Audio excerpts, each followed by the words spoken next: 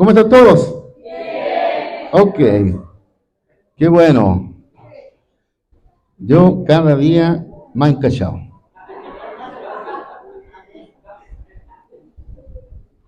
Me alegro tanto de ver a algunos de ustedes que no les veíamos hace tiempo, pero esta es su casa, así que, claro que esta no, pero estamos de visita.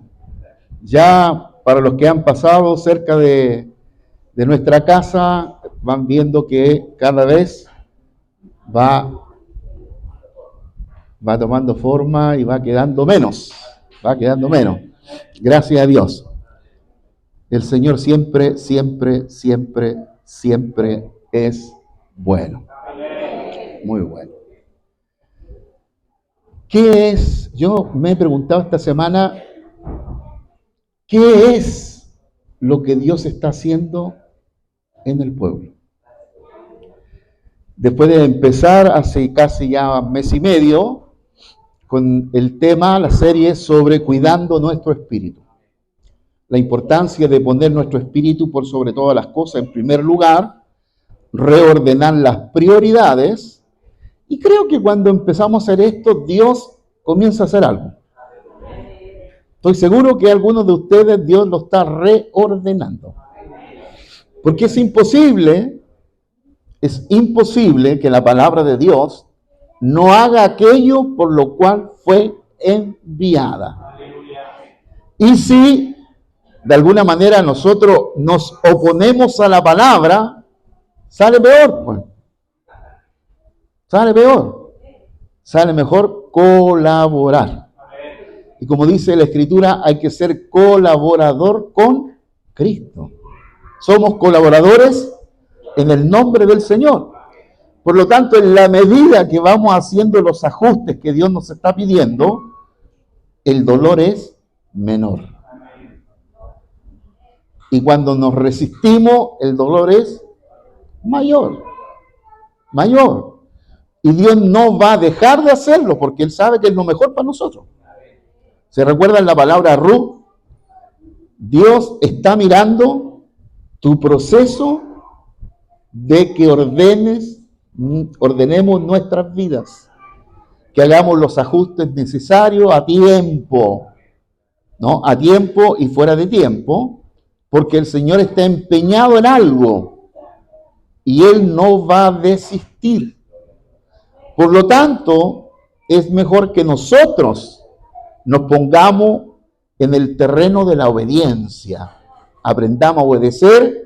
No se olviden que el maestro aprendió la obediencia a través de él. A ver si me tiran ese texto para que... Hebreos capítulo 5, verso 7. A ver, veámoslo para que ustedes vean que el maestro también sufrió. Ahí está. ¿Ese o no? Sí. ¿Me la pueden agrandar? Ya, leamos. 1, 2, 3.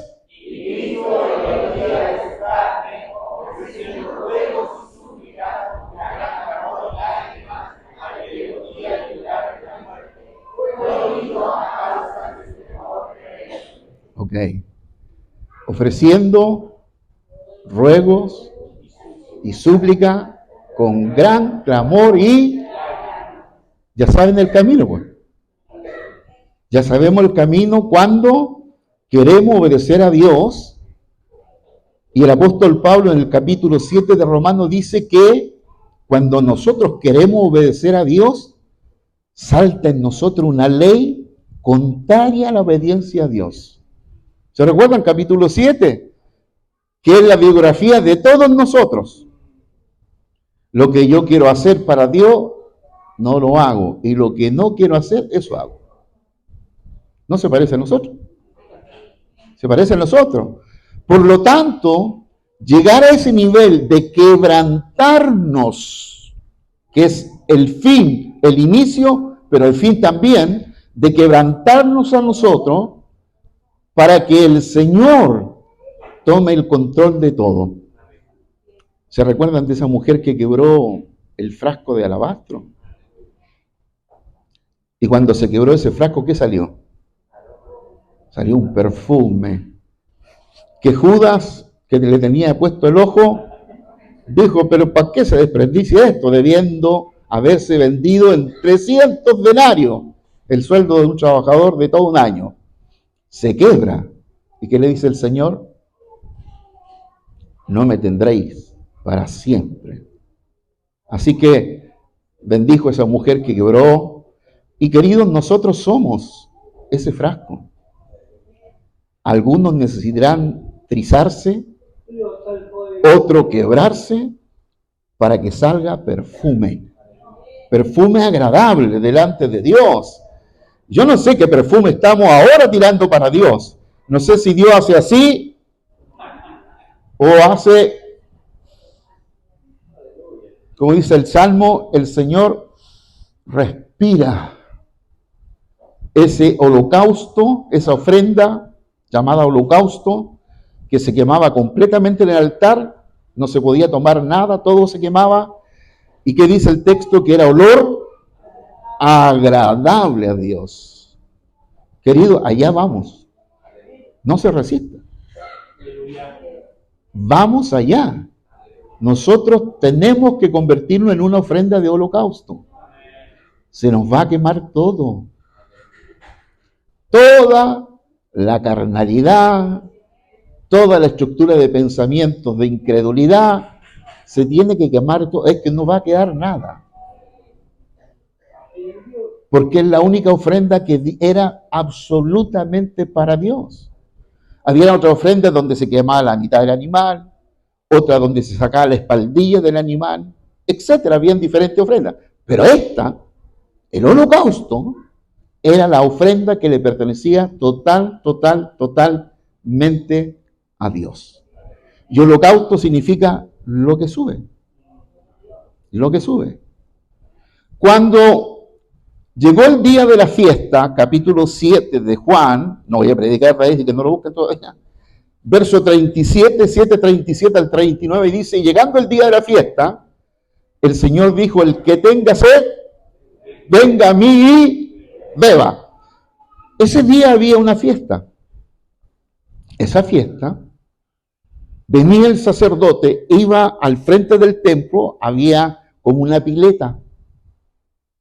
Y salía el sacerdote vestido con toda su mitra, santidad a Jehová, su gorrito, su traje, todo. Y partía a buscar agua para derramarla en el altar. Y cuando el sacerdote venía en el camino, todavía uno no lo veía, la gente estaba ahí expectante cuando el sacerdote llegaba a buscar el agua, la gente no lo veía, pero ¿sabe qué olía? Olía la unción del sacerdote. No veían al sacerdote, pero olían. ¿Y qué tenía el aceite de la unción? Aceite, canela, mirra.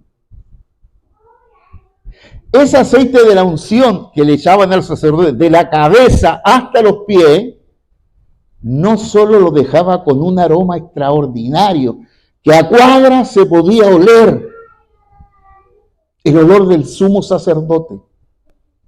Y cuando llegaba allá y tomaba del agua y volvía bailando al templo para vaciar esa agua, el sacerdote no fue capaz de oler al verdadero perfume de Dios que estaba presente, a Jesús. Jesús olía bellamente.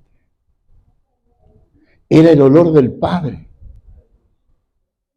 Si tiene la nariz despejada, podrá oler esa unción. ¿Algunos de ustedes lo han ungido con ese aceite? Mirra, canela. Bueno, a mí me ungieron una vez. Descuece o arde. Me ardió como 4 o 5 días cuando me pusieron ese aceite. Fíjese al sacerdote que le echaban de la cabeza a lo, y baja por su barba, y baja por su vestidura hasta abajo. Era empapado. Así que no solo olía bien, sino que le ardía. ¿Alguna vez a alguien le echaron lindano? Parecido. Usted sabe, ¿ah? Parecido. Y ese día el sacerdote que salió con toda su vestimenta, su olor, no fue capaz de oler al verdadero olor, al olor real. Por eso todos nosotros debemos hueler bien. Pero me refiero a la unción,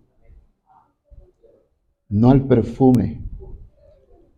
Cualquiera sea el perfume, a ser olor grato delante del Señor. Por eso que en algunos cultos hay un olor a perfume. Como hoy día.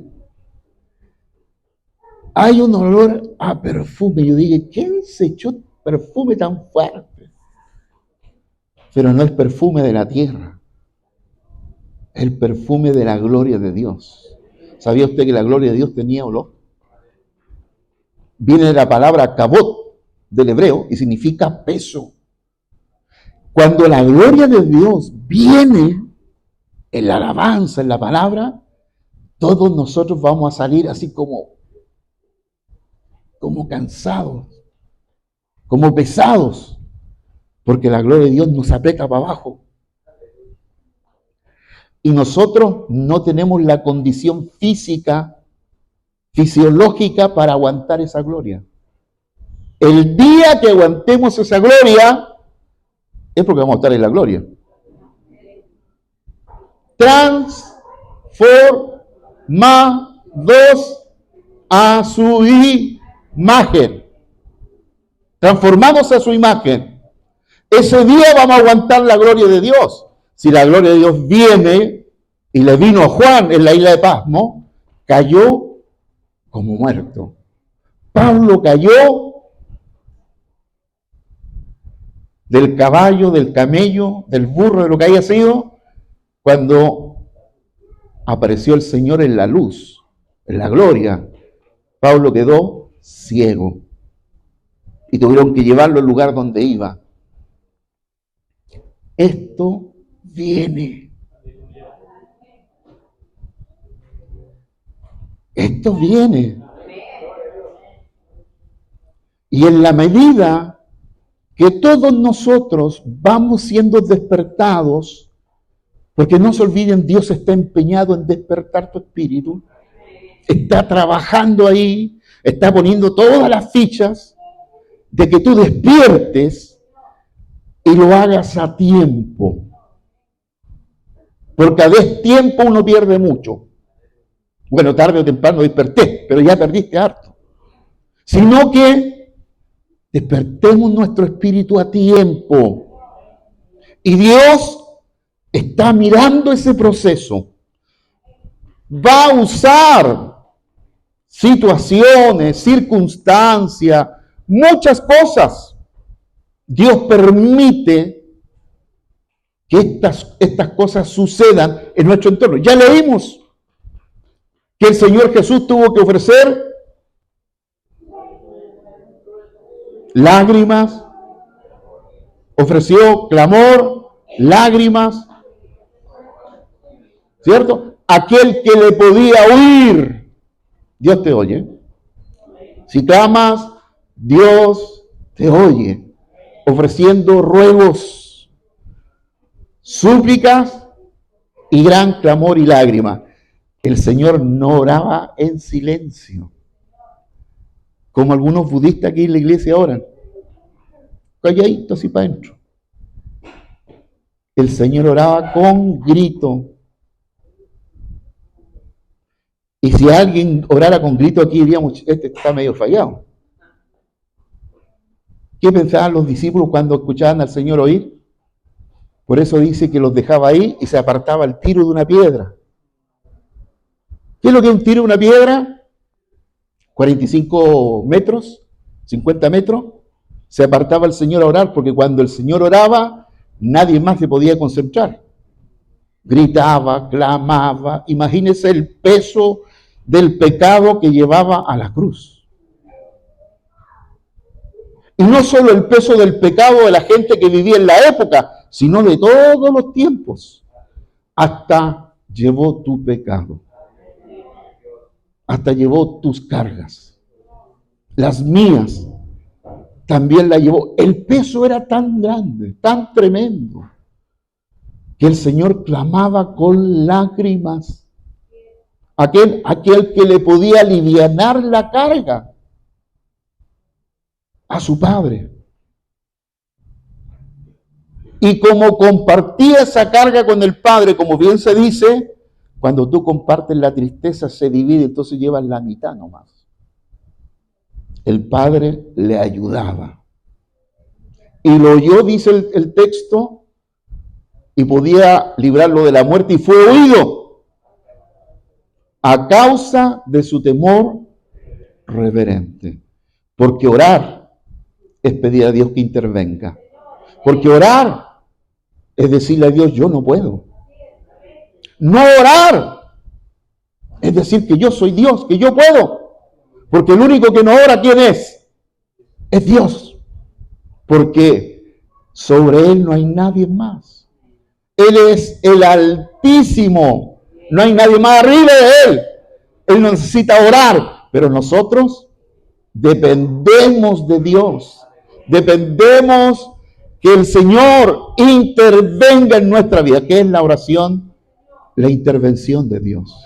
Le estamos pidiendo que intervenga en una situación, en nuestros problemas, en nuestras situaciones, en nuestras circunstancias. Señor, interviene. Necesito que intervenga. Y el Señor dice, ¿quiere que intervenga? Bueno, voy a intervenir. Cuando te escuche clamar, cuando te escuche orar, cuando te escuche con lágrimas pedirme, igual que esa mujer que quebrantó ese frasco, que con sus lágrimas y con ese perfume lavó los pies del Señor, ungió los pies del Señor. Cuando el Señor nos ve así, Él responde.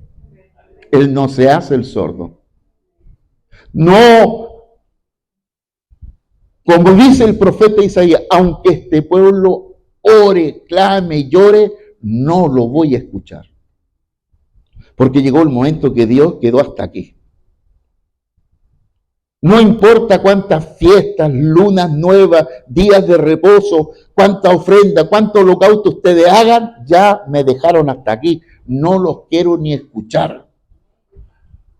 ¿Dios se fastidia? Sí. Dios se fastidia. ¿Cuándo se fastidia de Dios? Cuando te dice una, te dice dos, te dice tres, te dice cuatro, te dice cinco, y uno o no escucha, o no quiere escuchar, o no quiere obedecer. Entonces, ¿qué dice Dios? Muy bien, te dejo libertad. Haz lo que quieras. Porque mi espíritu no va a contender con el espíritu del hombre. El hombre quiere ir por allá, vaya por allá, aunque yo le estoy diciendo que vaya por aquí. 30:19 de Deuteronomio.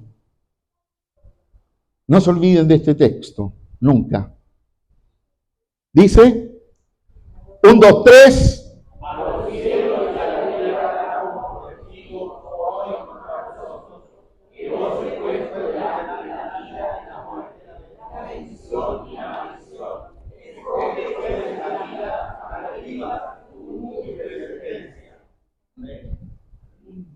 Dios pone delante de nosotros la decisión.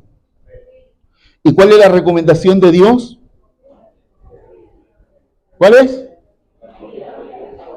Escoge la vida, la Yahi en el hebreo. Y significa vida, vida eterna, vida permanente, calidad de vida. Escoge la calidad de vida. Escoger a Dios es escoger lo que Él ha propuesto, lo que Él ha dicho. Por lo tanto, el Señor nos pone esa decisión, la vida, la muerte, la bendición, la maldición, etcétera, etcétera. ¿Y qué dice al final? Escoge tú la vida. Y no solo para ti, para tu descendencia. Para los que están en tu lomo y salen de tu lomo. Tus nietos, bisnietos, tataranietos, hiper mega nietos, etc. No te olvides que tú no decides por ti solo. Decides por toda tu descendencia. Recuérdese que Abraham diezmó por Leví cuando Leví todavía no nacía. Y Abraham entregó los diezmos por el nieto de Leví, que al último fue la tribu escogida por Dios. Así que, queridos, lo que hacemos no lo hacemos por nosotros, no más. Tiene repercusiones multigeneracionales. Por eso, el consejo a tomar buenas decisiones. Sí, dentro de las tantas decisiones, uno hierra, sin duda que sí. Porque no se olvide que el éxito es la suma de muchos fracasos. O el acierto.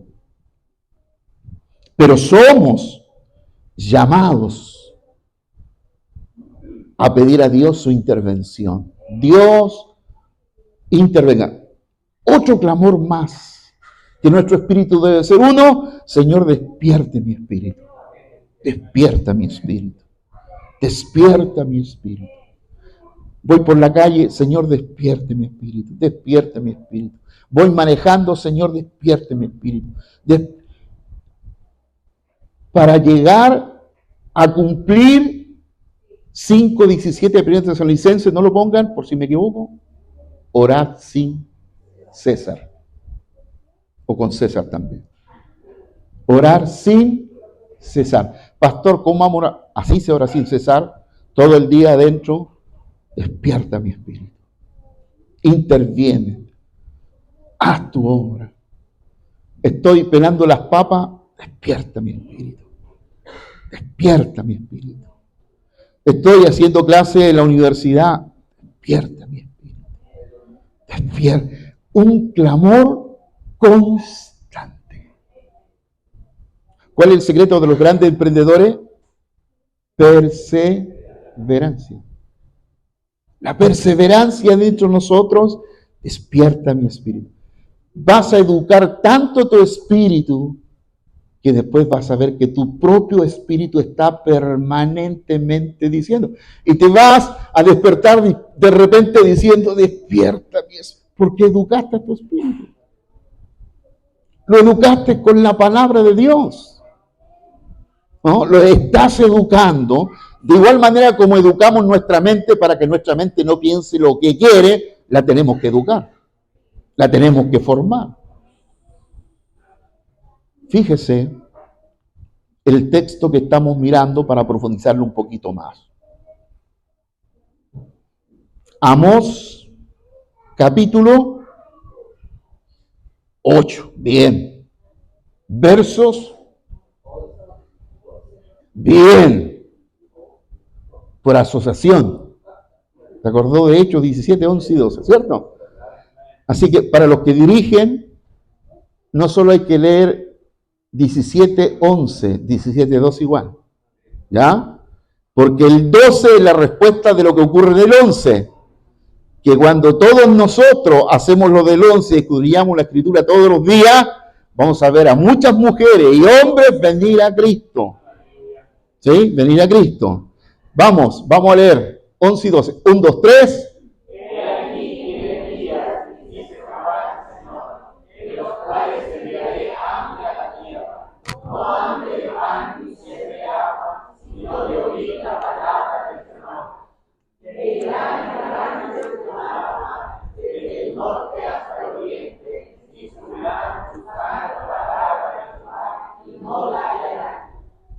Ok, hemos hablado sobre esta hambre que viene a la tierra. Para muchos, y seguramente que algo de razón tendrán, piensan que es un hambre de pan. o de agua. Estos dos elementos involucran todos los elementos o los alimentos que requerimos, necesitamos para vivir. Estas dos expresiones, yo les decía, hambre y sed, son dos expresiones en el hebreo fuertes, fuertísimas. Y yo, bueno, le eché una miradita. ¿Qué es el hambre fisiológico? Cuando nosotros pasamos hambre, el cuerpo, para alimentarse, para tener energía, usa la glucosa. ¿La glucosa de dónde viene? De los alimentos, de la papita, del arrocito, de la pastita. De todos los alimentos viene esa glucosa que va por el corriente sanguíneo, por todo el cuerpo, y desde ahí el cuerpo se alimenta. Luego recurre, que se ha terminado todo eso en la sangre, recurre a algo que se llama glucógeno, que es toda aquella energía que guarda el hígado y los músculos. Una persona que no recibe alimentación durante unos par de días, se empieza a consumir toda la glucosa del cuerpo. Y sabe usted que cuando usted almorzó, en 3-4 horas la glucosa ya se la comió toda del alimento. Dura unas par de horas y por eso necesita comer una tercera comida. Lo que hoy día los médicos dicen, ¿cierto?, que hay que comer 5 veces al día. Es una falsedad. Es tener demasiada glucosa en el cuerpo. Los que pasamos por la diabetes ya saben. Si el ayuno se prolonga, si no comer se prolonga, comienza la lipólisis, que es una descomposición de la grasa, de ácidos grasos y cetonas. Y en estado de inanición prolongada, el cuerpo empieza a degradar proteínas musculares para obtener energía. Los efectos que produce el no comer son tremendos. Ya, imagínense, no comer comida le puede provocar la muerte a alguien que deja de comer días. Con agua hay que tomar siempre. ¿Cuáles son los efectos de pasar hambre espiritual? Si no comer alimentos sólidos, te puede llegar a morir, y cuando el cuerpo ya no tiene glucosa y no tiene grasa, que son los dos elementos del cuerpo se nutre para tener energía, entonces el cuerpo se empieza a comer a sí mismo. Y lo primero que el cuerpo empieza a comerse es el músculo. Empieza a comerse a sí mismo el cuerpo. Imagínate tú los efectos de no comer la palabra de Dios. ¿Qué provoca no comer la palabra de Dios? No estar alimentándose de lo que nos advierte el profeta.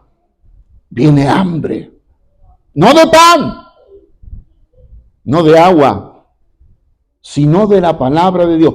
Y los verbos que se usan aquí en el hebreo, es Dios quien provoca este hambre.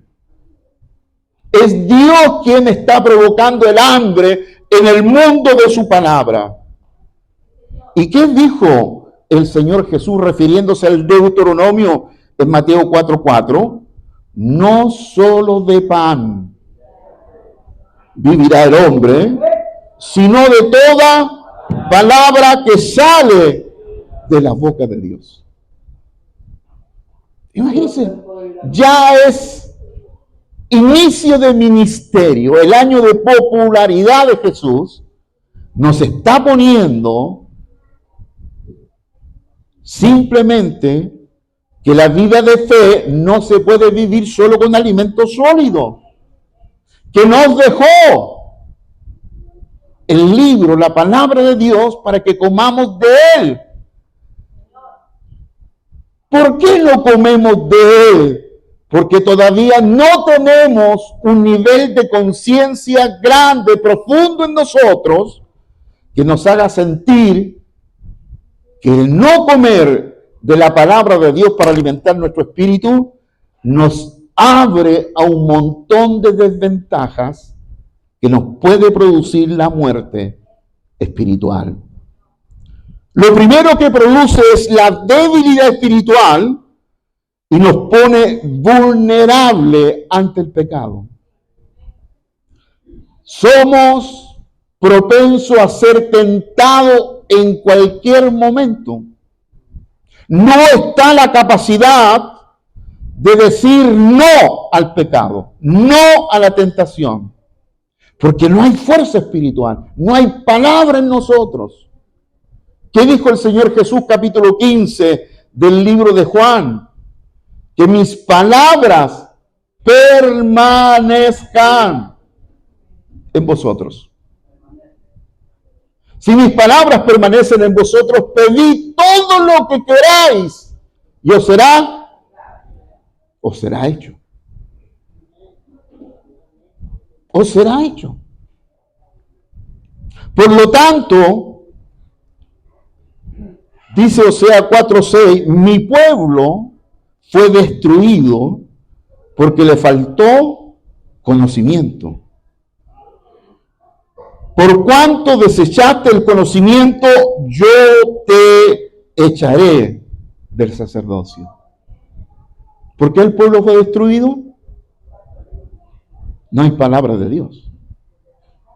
El templo está arruinado. El templo está tan arruinado que ha perdido la palabra de Dios.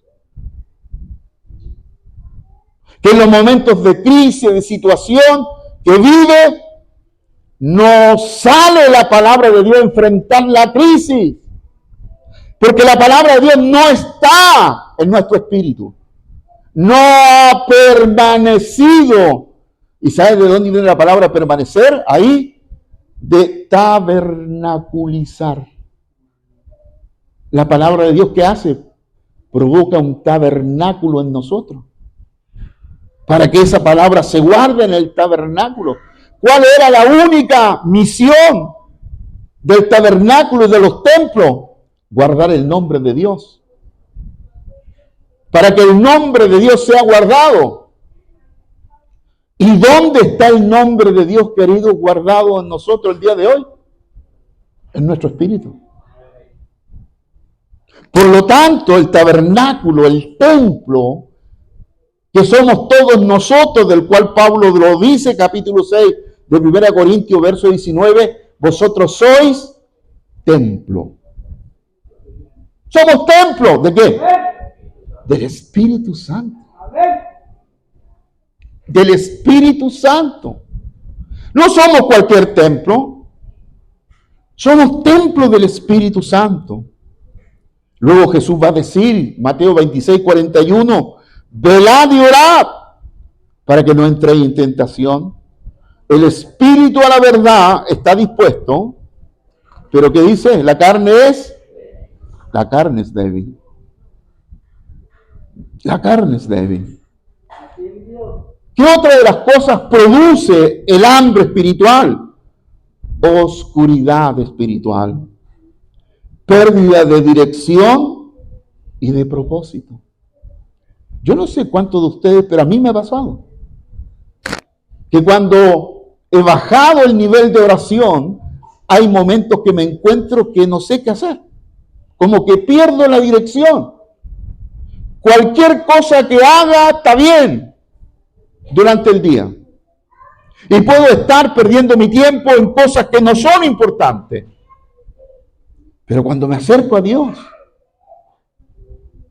y clamo y oro y pido al Señor, entonces en la ejecución de mi tiempo soy más eficiente y soy más efectivo. Y se ordenan mis prioridades. Dios es lo primero que ordena mis prioridades. Por lo tanto, esa oscuridad espiritual, donde se empieza a oscurecer nuestra mente, nuestro corazón, nuestro espíritu, y no nos permite tomar buenas decisiones. ¿Qué dice el salmista de la palabra? Lámpara es a mis pies tu palabra y lumbrera a mi camino. Lumbrera a mi camino. Y luego el proverbio dirá, sin profecía el pueblo se desenfrena. Sin palabra el pueblo se desenfrena. Cuando el pueblo se le pierde la Biblia, cuando el pueblo cierra la Biblia y comienza a vivir la vida cristiana sin Biblia, va a entrar en un estado de oscuridad. Porque la Biblia está para iluminar nuestro camino, para iluminar nuestra vida. Otro de los efectos es la separación de Dios y un vacío existencial. Llegamos a esa etapa que no sé para qué estoy. Empezamos a tener ese cuestionamiento existencial. ¿Para qué estoy? ¿Para qué nací? ¿A dónde voy? ¿Qué hago? Y nos volvemos unos excelentes filósofos. El problema es que no tenemos la respuesta a las preguntas. ¿Por qué? Porque estamos desconectándonos con Dios. Querido, la manera de estar conectado, pero muy conectado con Dios, es con su palabra. Que la palabra de Dios esté en mí, permanezca en mí, para que sea la palabra en mí la que pelea, la que lucha ante todas las circunstancias adversas. Dice el profeta Jeremías, 2 males ha hecho mi pueblo. Me dejaron a mí fuente de agua viva y cavaron para él cisternas rotas que no retienen agua. 2 males hizo mi pueblo, me dejaron a mí. Simplemente fuente de agua viva. ¿Qué dice Isaías 12:3? Que la palabra de Dios es fuente de agua viva, de fuente inagotable de agua viva. ¿Dice o no? Sacaréis con gozo agua de la fuente de la salvación. Es fuente. ¿Qué decimos nosotros los que enseñamos Berea? Vamos a cavar la fuente. Los bereanos cavamos la fuente. No le entregamos un vaso a las personas para que crean lo que nosotros decimos. No, hay que cavar la fuente. Hay que abrir la Biblia y dejar que la Biblia hable. Que sea ella la que te hable. Que sea ella la que te guía, la que te dirija. No una doctrina, no una teología. La Biblia. El Espíritu Santo. Juan dice, separados de mí, nada puede hacer. Otro de los efectos, la incapacidad para resistir las dificultades de la vida. La incapacidad de resistir las dificultades de la vida. Sin la fortaleza que proviene de la palabra de Dios, cualquiera prueba, aflicción o dificultad nos derrumba fácilmente. El alimento espiritual es lo que sostiene nuestra fe y esperanza en tiempos difíciles. Lo dice el proverbio, si fueres flojo en el día de la angustia, tu fuerza será reducida. Por tanto, cualquiera que oye estas palabras y las hace, le compararé a un hombre prudente que edificó su casa sobre la roca. Descendió lluvia, vinieron ríos, soplaron viento y golpearon contra aquella casa, pero no cayó porque estaba fundada en la roca. Y finalmente, esa desconexión con la palabra es un síntoma de falta de crecimiento espiritual. Dejamos de crecer. Dice el texto, y habiendo tantos maestros ya en la casa del Señor, habiendo tantos maestros por años,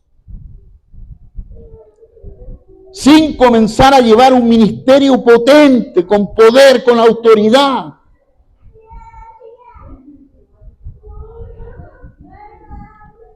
¿Por qué?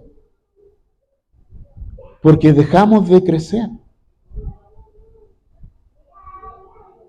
5 años que una persona está en esta comunidad y pasa por los procesos de crecimiento, de desarrollo, en el CIFOSE, en IBB, en Escuela Bereana o Academia Berea, 5 años de formación y preparación, estoy seguro, lo tiramos en paracaídas en cualquier parte del mundo y va a levantar una iglesia.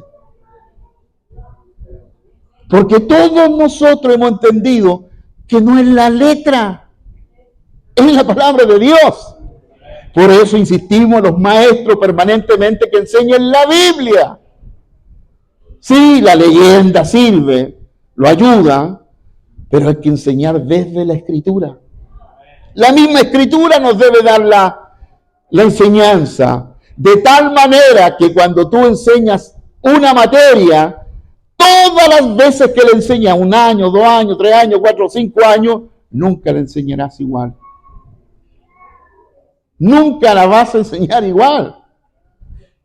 Porque la fuente de la salvación está fluyendo. O este año la enseñé de tal manera, quedaron admirados los estudiantes. El próximo año, los estudiantes quedaron admirados. Y cuando esos estudiantes conversan con los del pasado y dicen, no, el maestro enseñó esto. No, no me enseñó eso. Totalmente diferente. ¿Por qué? Porque no es física aplicada, es la Biblia. Y la Biblia es fuente y nada. Te digo, profesor, tú no agotaste la Biblia. Todas las veces que enseñas deberías enseñar, si no 100% diferente, por lo menos la mitad con una revelación nueva. Porque vas a hacer que los alumnos no se te vayan, no se quieran ir. Porque si uno no solo es monótono en el método pedagógico, enseña que es lo de menos, es la unción. Es la unción del Espíritu Santo en nosotros. Sin unción, cualquiera aburre. Despierta los que están ahí.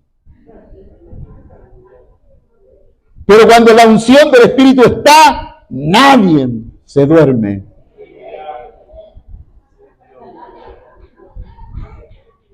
Menos mal. Después de ese tiempo de adoración, ¿quién va a dormir, no?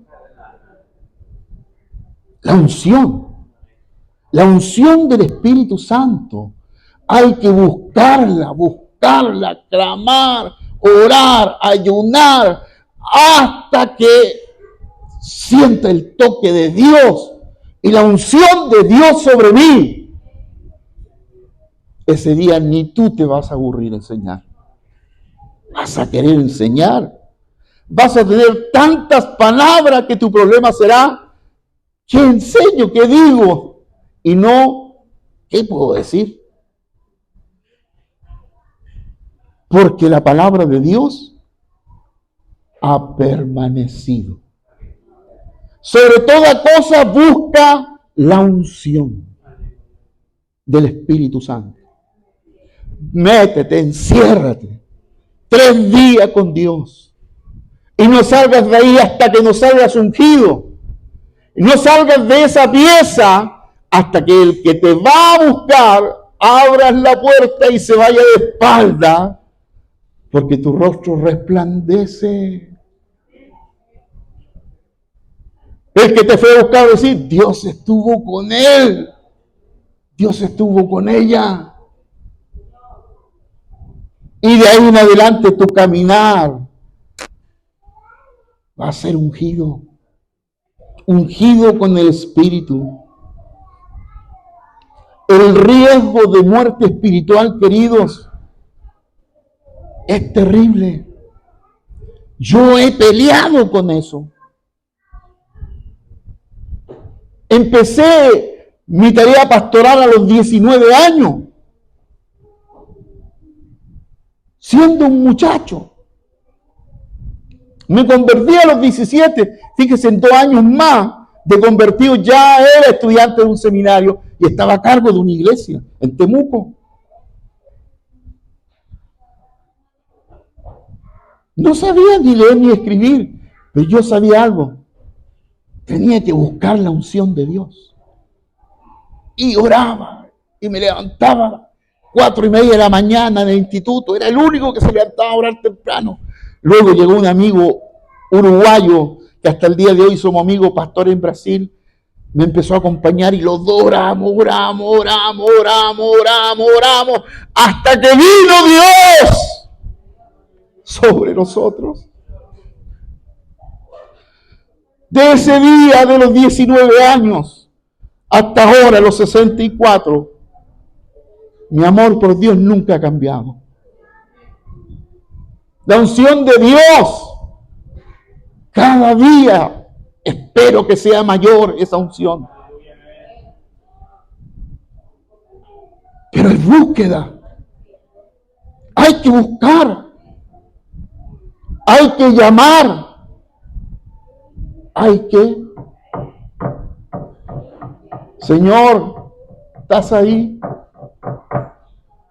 Señor, 4 de la mañana, ¿estás ahí? Padre, ¿estás ahí? Papá, ¿estás ahí? Hasta que lo escuches, estoy aquí.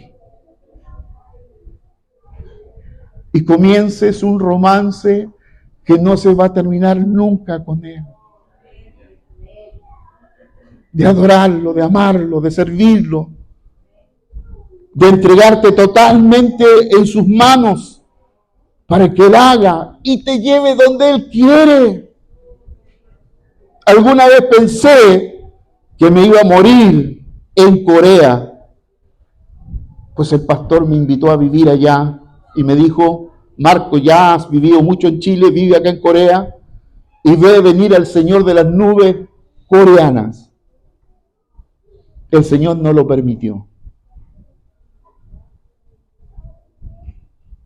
Y en cualquier cielo de todos los continentes que viajé me pude haber ido, pude haber caído el avión, qué sé yo. Pero siempre he tenido la convicción en mi corazón que mientras no llegue ese día, hay que seguir sirviendo. Hay que seguir sirviendo. Hay que seguir sirviendo con oposición, con gente que lo basurea, con gente que habla calumnias de uno. No importa. Dios me dijo una vez, y qué bueno que Dios nos habla y que uno tiene oído para escucharlo. Si no, ¿quién me podría sostener más que escucharlo a Él?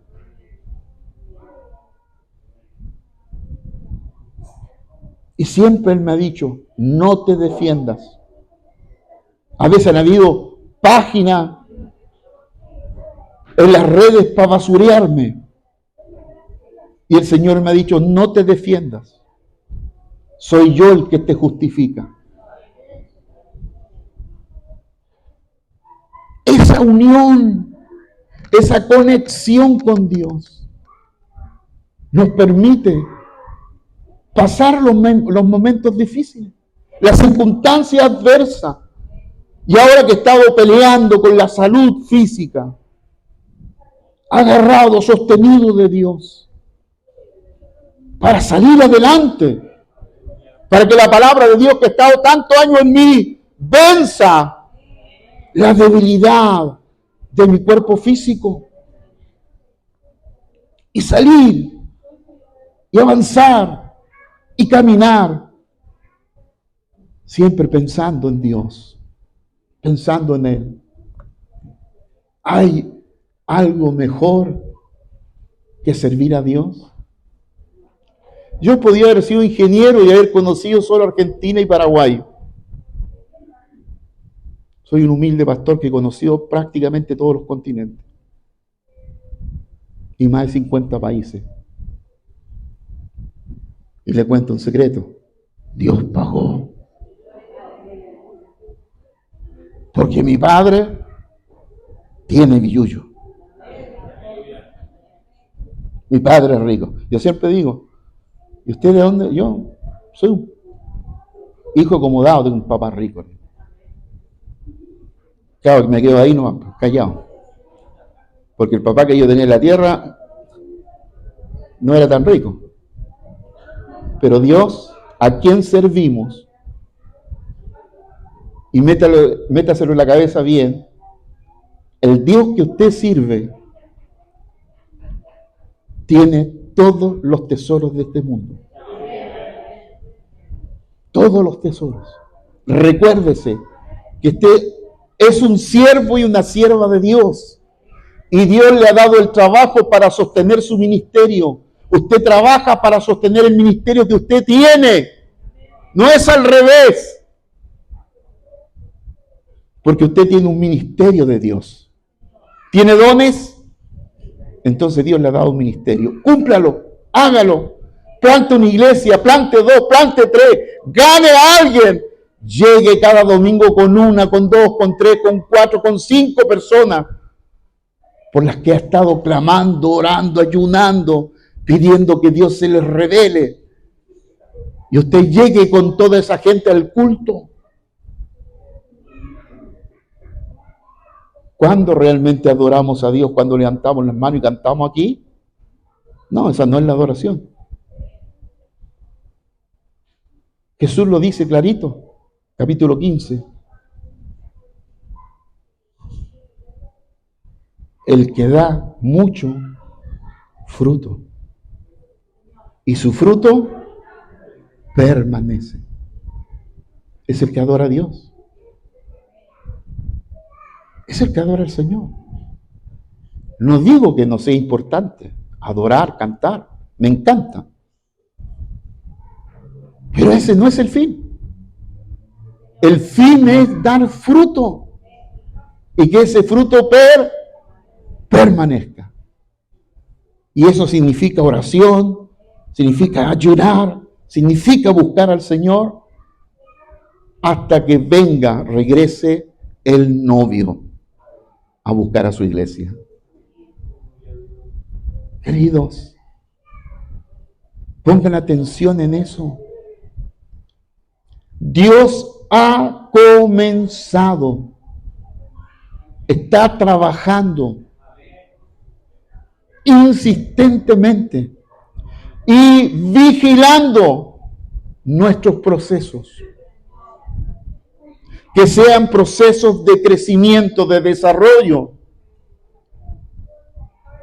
Que aprendamos la lección y terminemos más fortalecidos de lo que estábamos. Lo dijo Nietzsche, lo que no te destruye, te fortalece. ¿Sí? Lo que no te destruye, ya sean problemas, enfermedades, pérdida de seres queridos, lo que no te destruye, te fortalece. Porque todos aquellos seres queridos que hoy día están en esa nube, mirándonos, son los grandes testigos de Hebreos capítulo 12, esa gran nube de testigos que está mirando nuestro proceso igual, de cómo estamos sirviendo y caminando. Ellos ya están en la gloria, ya no sufren. Yo creo que interceden, porque el Señor Jesús, su ministerio es interceder, orando, teniendo ese respaldo todos nosotros. Mi abuela está ahí, mis padres están ahí, y seguro están tus abuelos, tus papás, tus hermanos, en esa gran nube, esperando que nosotros avancemos y alcancemos a cientos de personas que conozcan a Jesús. como ellos lo soñaron y como ellos también lo hicieron. Querido Padre,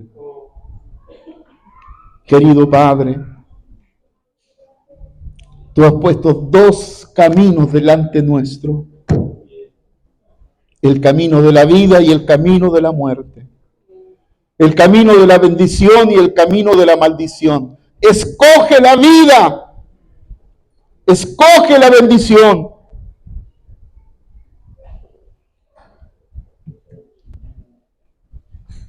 Para que podamos, Señor, vivir y experimentar la gracia de Dios.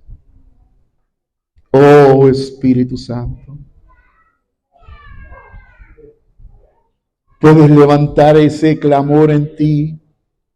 Señor, despierta mi espíritu.